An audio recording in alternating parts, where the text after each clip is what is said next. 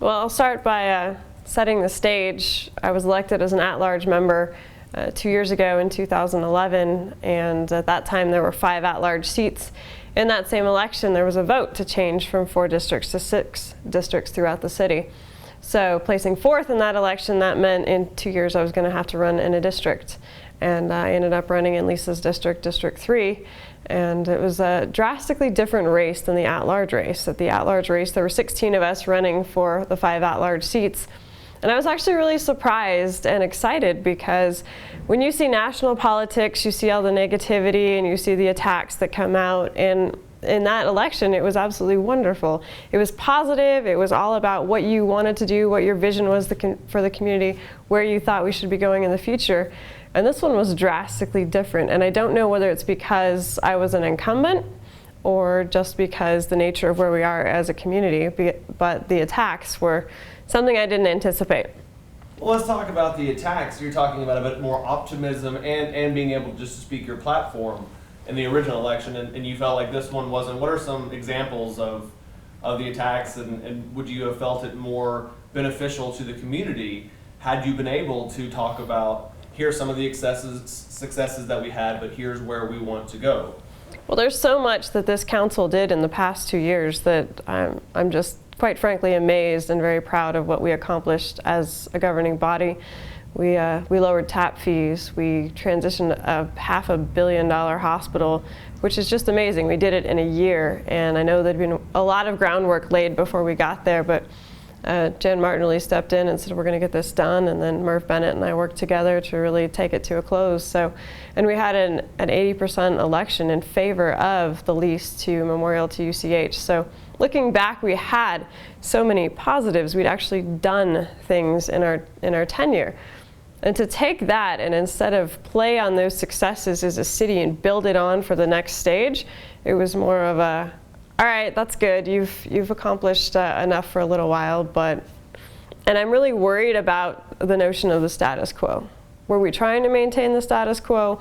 Does this community want leadership? It's really a big question that's out there, because they had a group of 9 people that had stepped up and led a lot of different issues and initiatives, and to take that leadership that everyone talks about so much and essentially do their best to squelch it and squash it, I was just surprised at.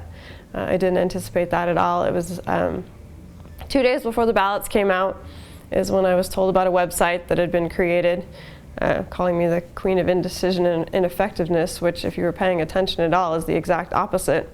And again, I think that might have been the problem, is just, wow, we found somebody that's going to take ideas all the way to fruition, and we're not sure how we feel about that, especially if they're not fully vetted through whoever it is that feels they need to be vetted through. And that's the mystery of this campaign. I don't know who was attacking me, because there are no campaign finance forms filed.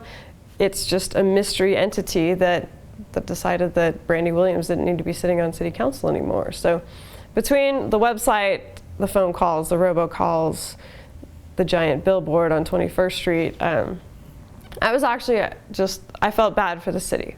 Colorado Springs is better than this. Colorado Springs now has a national reputation because I went to Carnegie Mellon. My friends live throughout this entire country, and they're looking at Colorado Springs. We have a hard enough time having a bad reputation, and every time we do something good to try and change that, then somebody goes and does something like this, and we're right back to where we started. So again, why would somebody under the age of 40 want to come to Colorado Springs, give their heart to this city, only to have some unknown, unfaceless entity, if nothing else, step up and tell me who you are? I mean, we live in 2013. I hope you're not enough of a coward not to come forward. Whoever you are, let's have, again, that civil dialogue, that civil discourse, and say, I don't agree with things that you're doing. Well, let's have a conversation as to how and why.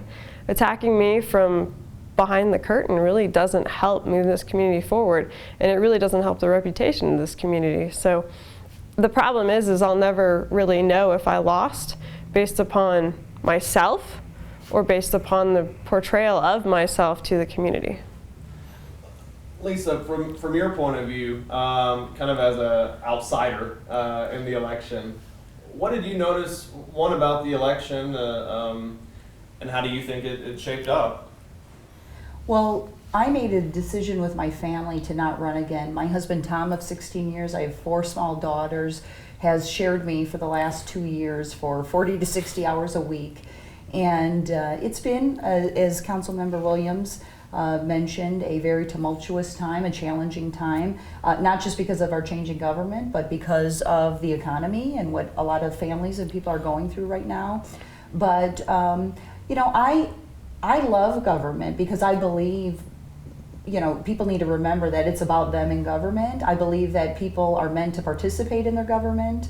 And so, you know, we see that through elections. And, you know, I have to say is that we personally, we just have to worry about ourselves of maintaining integrity and making sure that we remind people how important the legislative body is here in Colorado Springs, the roles that we have, and to remind them that we were committed for the last 2 years. And I can certainly say that about my colleagues and myself, that we were, and hopefully we'll get a chance to talk about all the great things that happened while we were in office the last 2 years, because there has been great successes. Well, let's talk about some of those successes. Both of you mentioned that, contrary to what some might have said, there was quite a bit of accomplishment on your behalf. Let's talk about some of those and why you think they weren't maybe recognized by some individuals. Well, thank God, we had many successes, and on council, I look at communication, the hiring of communication persons for us. Once the legislative body was kind of cut off from communications with our communications city department, we decided to hire somebody for ourselves. And for me, communications is just vitally important. Again, it's getting people involved with their local government. You know, it's asking for input of how taxpayers want their dollars spent. So we hired somebody, we got a newsletter out, we got social media, Facebook, Twitter accounts going, we got a holiday card out. And we really, a lot of us personally reached out, and I think had more accessibility and more communication with the citizens of Colorado Springs than any of our predecessors did in previous councils. And so I'm extremely proud of that. And then also on the utility side, you know, solar garden, infrastructure improvements, power plant improvements, innovative technology with the scrubbers. But I think personally for me is under my leadership, being on the board for the last 2 years, of changing policy of how we're distributing money to outside organizations, because we did talk about that, because utilities is an economic engine by itself. And so we took a good look at that, and then to be part of the team that maintained 20% regional savings. I mean, who can say that? And when people are looking at every single dollar right now, I am very proud of that success. But there's been countless, and unfortunately, that message wasn't always delivered about the great successes we were having, and sometimes people like to get caught up in sometimes the drama of government, and there has to be, but we know exactly what they are, and we did our best with trying to make sure we got that message out. And I think the same thing as Lisa said, the community solar gardens really is more than just a 2-megawatt pilot project. It really says to this city, this state, and this nation, Colorado Springs is open for business, especially for entrepreneurs. If you have an idea, and most ideas in one way, shape, or form need the support of the local government to have those partnerships, make those connections to achieve their goals and their accomplishments, it really set the stage for saying, this council is open for business and going to listen and bring your ideas forward. And I think that's the stage that we really set, and I hope that the next council continues that, essentially that stage, to say, we're here to be your partner in your success. Again, it was started, an entrepreneur came and said, this is an idea that I have, can we make this possible with our locally owned municipal utility? And I think that's another key point, is that our community needs to do everything that it can to keep Colorado Springs utilities locally owned, because it really puts the control in the people. You don't have to go to a board that's out of the city or even out of the state to affect these changes that are so vital to our community, which, as I mentioned earlier, is the reduction in tap fees. As a civil engineer, I was always kind of amazed at how much the tap fees cost, and we went through a process to reevaluate that, and this board made the decision to reduce those tap fees. So again, that's another partnership with the community to do all that we can to really have people prosper in business, because government isn't here to lead the way. We just set up a pathway for people to be successful within, and the hospital is essentially the same thing.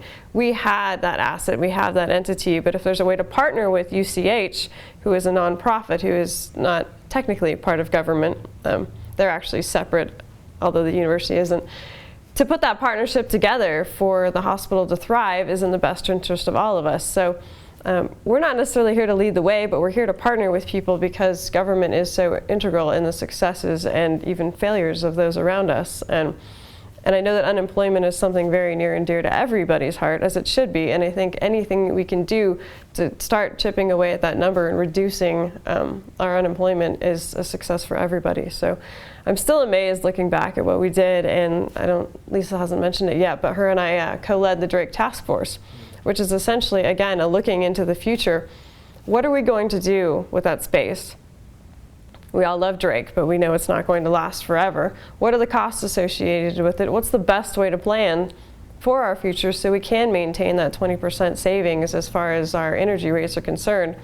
Because there needs to be a balance of where our energy comes from and how much it costs for the success of everybody to keep our economy thriving. So keep utilities locally owned, and this council needs to be open for business, much like the last council was. And talking about the Drake Task Force, you say moving on and looking to the future. It is a coal power plant, which you read the EPA mandates, you read a lot of different stuff. There's got to be things done to reduce the amount of pollution, the safety. What is being done with the Drake Task Force while you were there to ensure that the EPA taxes and mandates, when they come down, is it going to be passed on to the consumers? That's exactly what the study is about. The study is about, this is where the Drake power plant is today. The board has made the decision to put the scrubbers on Newman so that we're in compliance with the EPA standards for 2017. But what is coming down the pipeline in the future? How much is that going to cost? And based upon how much those costs are and what we think they're going to be, what do we do with the Drake power plant? Do we replace it? How long is it going to last? How much should we invest in it? What are the least expensive ways to keep it in compliance? Ultimately, we don't have a choice. We have to be in compliance or pay the fines, and I'd much rather be in compliance, because then that's money that's being spent for all of our benefit. So the task force really is hiring the consultant to do that research and get that study in place so that we have a rough idea of what those costs are associated with that, so that this board hopefully can make a decision as to where Drake's going to head in the future and what is that timeline. That's one of the questions we asked the consultant. Where in the next spectrum of the next 20 to 30 years is that tipping point where we start saying, okay, Drake has made it through its useful life, now what? And how much is that going to cost, and when do we need to start planning? So it gives us information to make those decisions as effectively as possible. And Jen, I think it's important to mention that when you talk about the scrubber technology, the new stream technology put on, that it wasn't just our board that decided it. It was the previous board. It was working along with the executive team from utilities. It was decided through with an EIRP process and quite a bit of public processing.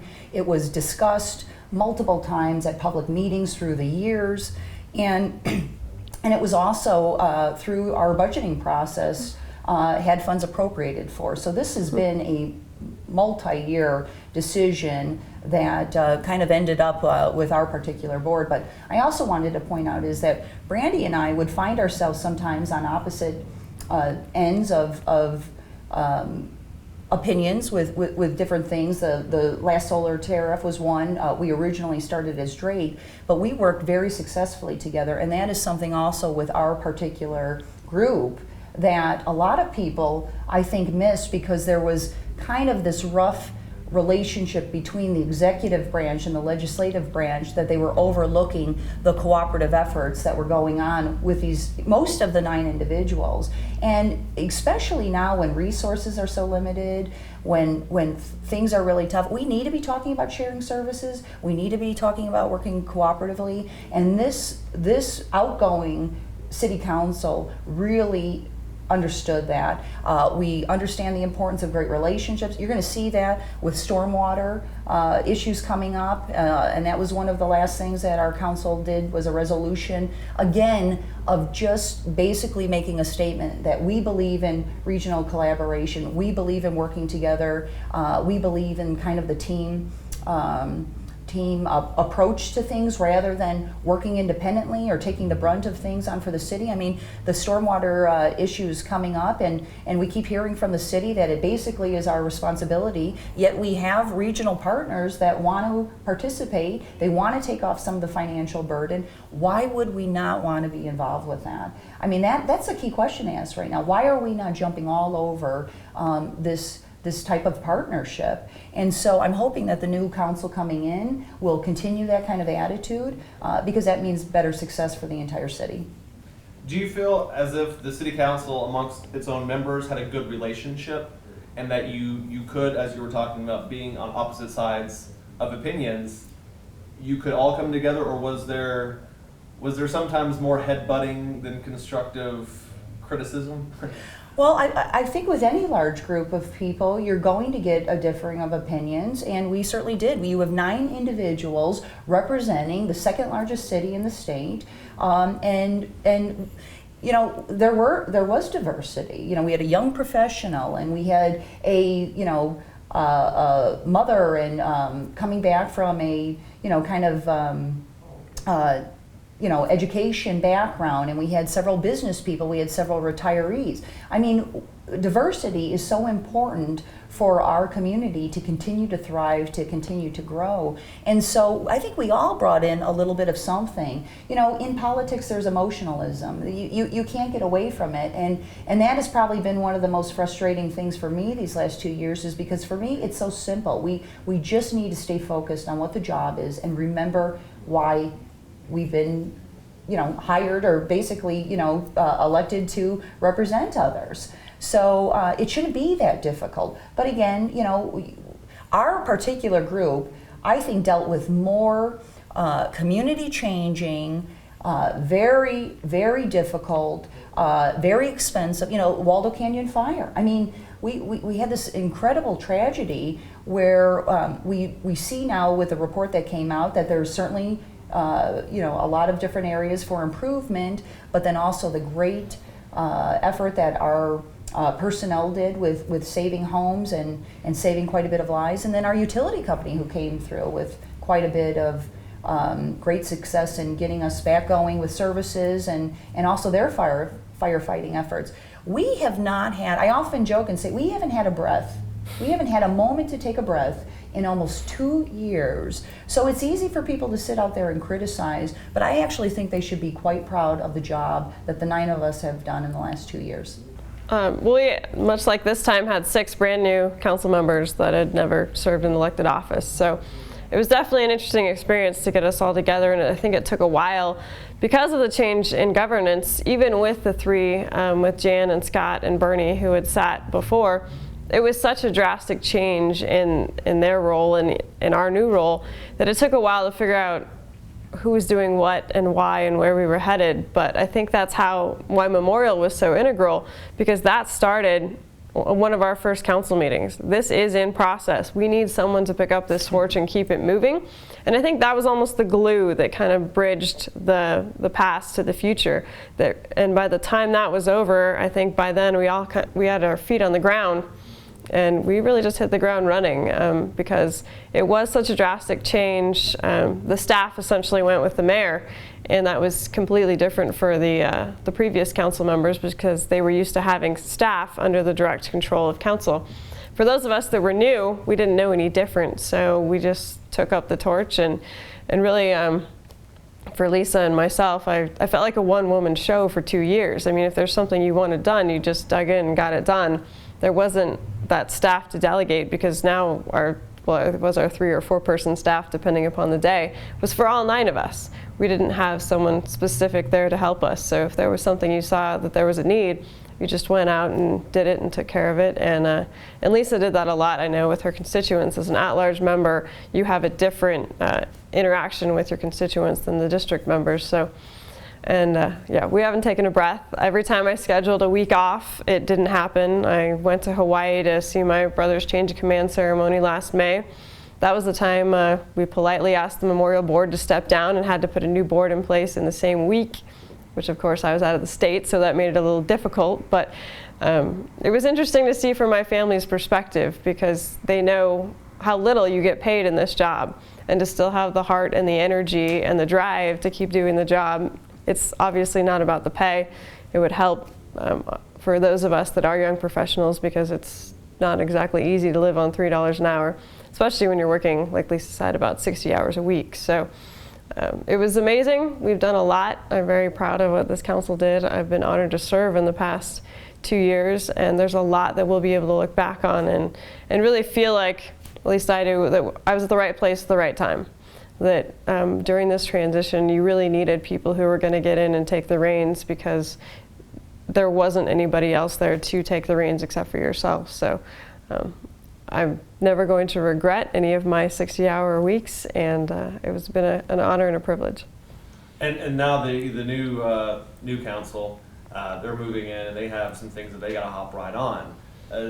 In your experience, I mean, they're getting right into stormwater, they're getting into Drake. I mean, how difficult was that for you, or did you say, well, I don't know any betters, I guess this is how it works, let's just go 100 miles an hour? It definitely is like drinking out of a fire hose. For the first 2 months, it was just a constant bombardment. So I know what they're going through. I know that it's going to be a little difficult to find that steady ground, because you're not quite sure how you're going to fit in, where you're going to fit in, what your interests are, what the demands are. And they have a utilities board meeting tomorrow. I mean, that amazed me. You get sworn in on Tuesday, and your first utilities board meeting is the next day. So you do hit the ground running. One thing I hit the ground running with was the ECA and GCA, that's the energy cost adjustment, the gas cost adjustment for utilities. And they presented it, and everybody's kind of looking at it. And I said, well, as the designated numbers person, I'll tackle this one. So I've been doing that for the last 2 years. So hopefully someone will pick up that torch. And I think there was a lot more handoffs with this council. I interacted with a lot of those that were running, because in the event that I got elected, that working relationship is always helpful. And I keep trying to dub them. They're not really ready to take all those responsibilities on, because there are those that, like Joel Miller, who has a full-time job. And I'm not necessarily sure how he's going to make it balance, but he'll figure it out. But stating what we've done, where we came from, and doing our best to kind of bridge that gap. And it was really hard for the last council. You can't bridge a gap because the bridge isn't built yet. You don't know where this road is heading. So at least for the fact that we've been under this new form of government, we do have those things set up, and that isn't going to be a drastic change that's going to take place. I think it's a lot easier to hand off things such as stormwater, such as the gas cost adjustment, to really say, this is what we've done. There's not going to be a drastic change as far as governance, at least for a year or two. So you can feel comfortable that what happened in the past is going to be the same going forward in the future as far as your involvement in the situation. So it's been helpful in that regard, just to not have that change in governance. This council really, I think, did a tremendous job dealing with that, because it was so unknown. The concept of being an elected official was unknown, and the concept of having this new balance of power and branches of government was also unknown. So I think we did our best to really stand our ground, because as part of the group that put it together, the change in governance, we wanted checks and balances. We wanted there to be essentially what's mimicked at the national level, is that the power doesn't lie in one governing body's authority, because if that happens, it generally doesn't lead to something positive. So we were looking to keep those checks and balances in place, and I think to the best of our ability, this council has done that, and we look for the next council to continue that. Yeah, well, with some challenges, because part of the legislative role is to appropriate and approve funds. In the last 2 years, we've basically been told, well, please approve our please approve our $250 million budget, please, without providing any input. As a District 3 representative who went to countless meetings with my constituents to hear about what was needed within the district, and then to, have a 15-minute meeting with, the executive team branch about what we wanted our money to go for, and to see really nothing reflected within the budget. There were just countless things like that was going on, even though I think we came in really understanding what our role was. That came up a lot with the council pay, that actually this council did not initiate. The mayor initiated that with a young professional group. And to tell you the truth, when I sit here and look at 9 individuals who are responsible for a $2 billion utility company, a $250 million, city budget, that we're actually writing policies, and we're advocating for citizens, again, to keep active within their local government.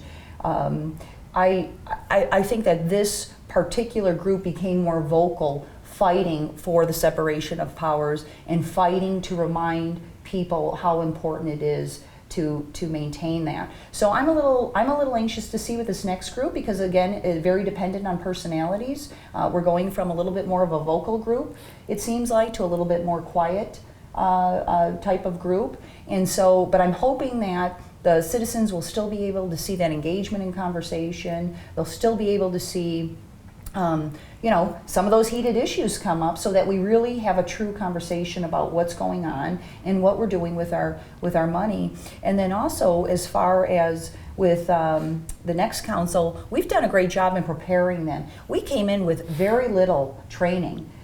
There were not huge department meetings of how to work, with the city attorney's office necessarily, and the budget and utilities. Very, very minimal kind of, this is how it's been in the past, and good luck, and here is your 200-page first agenda.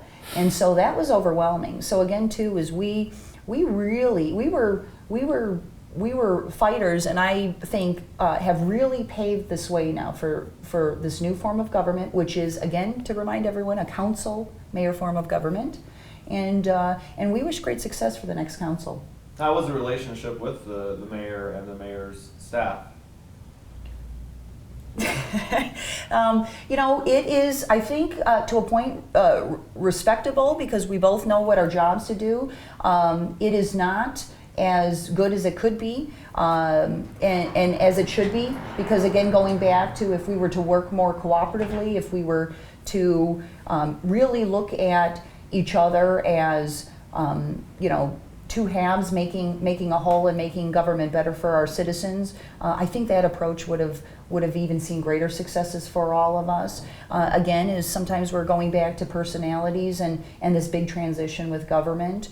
And so some of these new people coming in, I hope that they, again, go back to regional cooperation attitude, working well with the executive branch, but while still maintaining what their job is as far as legislative roles, policy, and advocating for the citizens, because the council are the true advocates for citizens and the conduits to the local government. And I don't want to see that lost at all.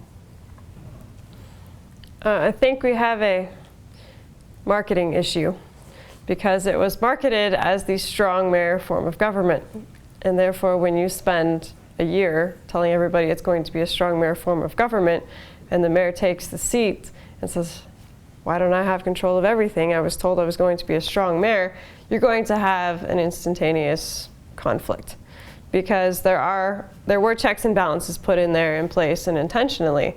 And I think there was, again, a marketing issue, because, and I don't fault the mayor for this, I'm sure he came in and said, how come I don't have control of everything?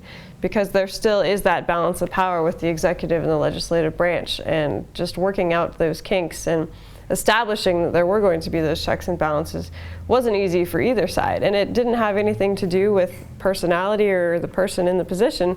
It really was just, I think I'm a strong mayor, and now you're telling me I don't have control of this, this, this, and this. Well, how did that happen?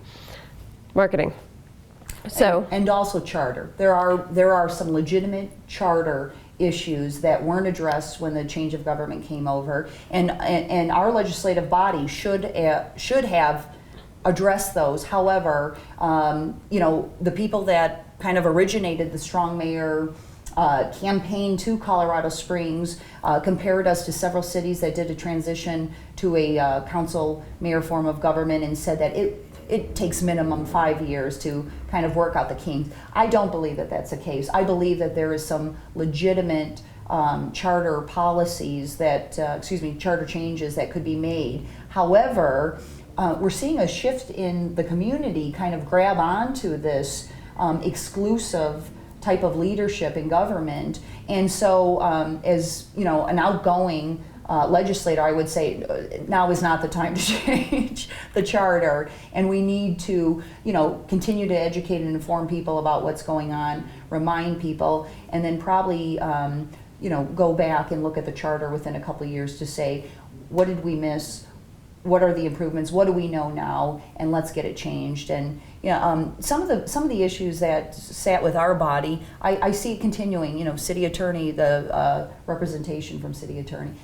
Some of those issues I see are probably most likely going to continue because it is difficult having the legal representation to two bodies when they're opposing views. So, and I think that's just naturally understood. But it's I see that also continuing with the new council coming in. And another thing is that because it was just the 9 council members, the community was used to still contacting us for any of their issues or their concerns. So having that, again, in the beginning, that tough transition of saying, so how come you can't accomplish what I want right now? Well, because the mayor is now in charge of those aspects of the government. So that was a learning experience for the community to say, I'm used to contacting my council member and having them be able to give me an immediate response, as opposed to what's changed now is because council doesn't have direct control over the staff. You have to send it to staff, and it then has to go through the chain of command over there before the issue can be addressed. So it's definitely been a long 2 years of learning, but I think we've done a lot, and now that staff is aware of the interaction with the community and the new staff has had a chance to kind of, again, like we did, get their feet underneath them, I think this council is really, they're set to take off. So I'm excited what it is that they took on. Stormwater is already in process. We did pass a resolution. We do have council passed a resolution. Yes. We do have that task force in place. I hope it continues because it's really done a lot to bring the entirety of El Paso County together to say this is an issue, it needs to be addressed. And I hope it doesn't come to the top with the rains that come this spring with the aftermath of the Waldo Canyon fire. But if it does, this community needs to be ready so that this council doesn't get caught, much like I could see happening, saying, why didn't you have a plan? How come you don't know what you're doing? Why didn't anybody think about this? I mean, that's our job. It's your job as an elected official to think of all the what ifs and plan your way through them. It's our job to do that so you don't have to. That's why you elected us. You elected us to ask the hard questions, and you elected us to think through those solutions to the potential problems that could exist in this community. So I hope the next council realizes what they're in store for and that it's not as tragic as it could be. What are your hopes for the new council? What do you really want to see them take a hold of and move on? You want to start? Well, my biggest thing is again to remember that one of the legislative roles is to approve and appropriate funds. So to be very conscientious of the amount of appropriations that are coming forward, and I've heard that, you know, we're anticipating over 10 million in appropriation requests coming forward within the next month, I believe. And then also too is that when we're approving the city budget or the utility budget, that the input from the citizens and the ratepayers, you know, needs to matter. People matter. And so to not just disregard and rubber stamp, you know, anything that is brought forward, and to demand to have that voice in our budget and what is going on, because again is you know, the input that we receive from citizens is them telling us how they want their taxpayers' money spent. And so that is something that I really see. And then also again to continue working together. One of the things with our board that had never been done was we started doing a council work session prior to our formal meeting, and that gave us a chance to discuss the agenda, to meet with one another, to give direction to staff, because, you know, with the different limitations with law of elected officials meeting together, a lot of times we'd be having our first conversation about an agenda item or something from the dais, sometimes heated, sometimes not so much. And so the community is viewing this exchange and maybe not so polished looking all the time, and sometimes criticism would come from them. But we started these meetings, which gave us a great opportunity, and I think that's what helped get us a lot closer and you know, respectful of each other's ideas and differences. So I would like to see that continued. And I would also like to see, again, of them addressing the city attorney issue. As far as legal representation for council. You know, Waldo Canyon Fire, the very next day after the worst fire, we had 5 resolutions pop down on our desk regarding memorial. I find that unacceptable, and things continued to happen like that constantly, where we would be provided something on a Monday and be asked to vote on Tuesday. And we don't work like that. We're more thoughtful. We feel responsible to what we're voting for. We had very little access to staff within 24 hours. And so a lot of times, I don't know about Brandy, but I sometimes would have to vote no on something, even though I might have agreed with it, because I was not comfortable with having the, you know, the amount of information or having the time to get input from my constituency. And I really resented being in that position quite a bit the last 2 years. So I'm really hoping that they find the strength to address that issue. And again, is to not forget, you know, what they're there for, and that's to improve policy and look out for the citizens of Colorado Springs, work together to save as much money as we possibly can while we're still, you know, trying to be this great innovative city, getting people to live, work, and play here. Good luck to the next council. I definitely look forward to your thoughtful ideas and that you bring to the table. The 2 things I would hope that they continue is obviously stormwater. It's going to be a big issue, and it's been a year in the making, and I really hope that they realize how important that is. They really realize how important it is, not only just for El Paso County, but for Pueblo County as well. And there's a partnership that's been built between those 2 counties, between those 2 councils, and they really need to do their best to continue that. One of the concerns is if we're not in compliance with the 1041 permit, there may be ramifications for the Southern Delivery System. And the Southern Delivery System is vital for this community. It was a huge issue 2 years ago when I was running, because there was the potential then, as I'm sure there could be now, but I hope no one would do this, to stop it. It really hadn't started all that far along the line. So had we come in and said, we don't think SDS is a priority, we're going to stop it, we'd be in a completely different conversation right now. We've actually lost our backup pipeline to the city. So right now, if anything happens to our main pipeline, we're down 70% of our water supply. SDS is not only for expansion, but it's also a redundant system to ensure that we have a vibrant, water-filled community. And another thing I want them to continue is the Drake study.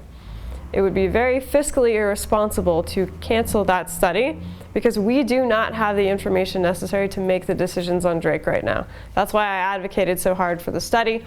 Lisa and I were in disagreement. I thought we should do the study and then analyze the scrubbers. We did the scrubbers, and now we're doing the study.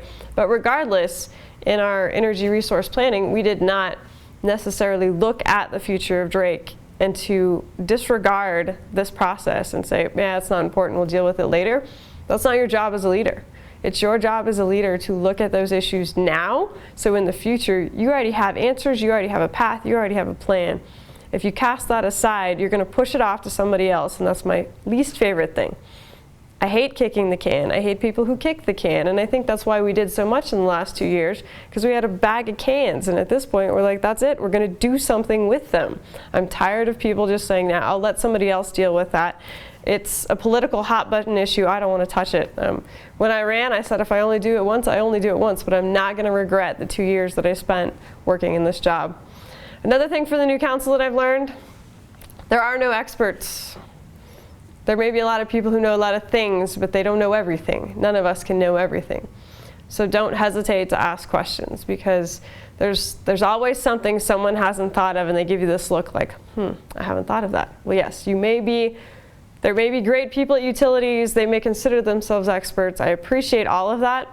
But truly, they do not know everything, and they haven't thought of it from every angle. And that's our job, and their job as elected leaders is to really ask those hard questions And maybe it goes down a slightly different path than it was going down before. But truly there are no experts, and continue to ask those questions and really push for guidance and work together. You really need to do your best to work together and have a cohesive unit, because there's a lot of hard work that you do, there's a lot of things that you deal with, and there are changes we made. I was, again, amazed when I sat on council. They would give us an entire packet, 400 pages, and you would have it, and Monday they would present something to you and expect you to vote on it 24 hours later. I was just amazed. So we did it. I didn't do it very well. I said, that's it, time out. Yeah. This may have worked in the past, and you may have had a group of people that said, sure, okay, whatever, if you give it to me, I'm going to pass it. That's not my personality. I can't do that. I'm beholden to 400,000 people, and at no point in time am I going to vote yes, and I don't want to have to vote no, because I don't know enough information. That's not fair to the community either. So we made a lot of changes to really say, on the informal on Monday, you can present it, and 2 weeks later, we will vote for it. Because it's also not fair to the community. Something that came up during the budget season was to increase the fees for small businesses for their licenses. And I don't personally think that's a great way to balance your budget. Because if we don't have enough money, ask for more money. Don't increase the fees on small businesses. And this one's really appalling to me, because the small businesses work hard to collect the tax dollars to pay for the general fund, and you used to pay them for doing that for you, and that's all changed. Now, not only are they not getting paid, you now have to pay more to collect money for the city. So as a small business advocate, I was not in favor of that. So good luck to the next council. I wish you all the best. Ask a lot of questions, and don't be surprised, because it's a fast-paced job. What is next for you personally? Well, personally, again, of going back proudly to tending to my family, my wonderful husband of 16 years and 4 young daughters. I was appointed to the State Transportation Advisory Committee, which I'm very proud to serve on, and I was just asked the other day to do a subcommittee for that. I've been asked to be on the steering committee for the Leadership Pikes Peak Now, which is encouraging young professionals to get involved in leadership within our community. And again, too, is my district will forever be my district, and I'm getting involved with, or I should say staying involved with the different groups that I had been involved with for the last 2 years, different friends groups that really give quite a bit to our community. And again, going back to that volunteerism that I was raised on, and just encourage everybody to adopt that as a philosophy of life. We need that, and plan on being around. This is my city. I love it. And I'm really looking forward. You know, I decided not to run, but there are so many opportunities to serve this community, and you'll be seeing me staying involved. So looking forward to what lays ahead for me.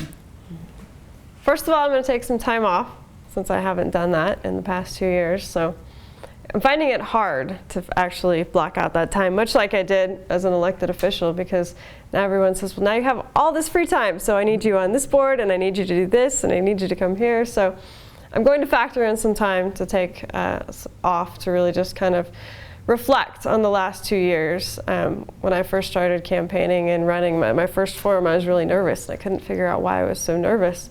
And I thought, wow, if I get reelected, it's going to be hard to top in the next 4 years what I did in the first 2 years. So I just want to take some time to reflect and enjoy the successes that we've had in this community. I've asked to be on several different boards, and I think I'm going to probably be pretty picky, because I haven't had a lot of time to myself, so I'll probably just kind of pick and choose through that. A job of some sort, whether it's engineering or otherwise, I'm not sure yet, but I need to kind of dig my way out of debt, because $3 an hour doesn't go very far. So I'm going to look for a job. So if anybody knows of any great fit for me, that'd be wonderful. And then a lot of people have approached me about running in 2 years for an at-large seat. So I'm thinking about that as well.